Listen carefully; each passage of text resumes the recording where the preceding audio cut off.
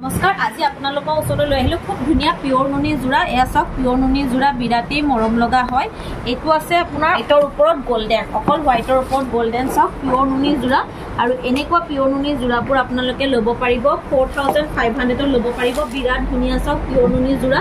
এটো আছে এখন হৈ গল সাদৰ লগত আহি গল আপোনাৰ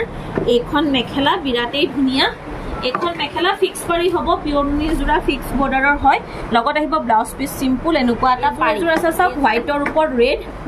পিওৰ নুনি জোৰা ল'ব পাৰিব 4500 ত বহুত বেছি ধুনিয়া জোৰা যেডাৰো কপাৰ গুণৰে ওয়াৰ্ক কৰা আছে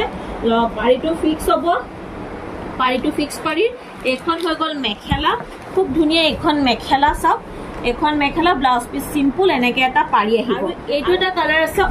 হোৱাইটৰ ওপৰত মেৰুন অকল ফুটা ফুলৰে কাম কৰা আছে ইয়াত কটো গুণা ইউজ কৰা হোৱা নাই এটো আছে আপোনাৰ অকল ফুটা ফুলৰ পিওৰ নুনি জোৰা ল'ব পাৰিব 4500 ত সব খুব ধুনিয়া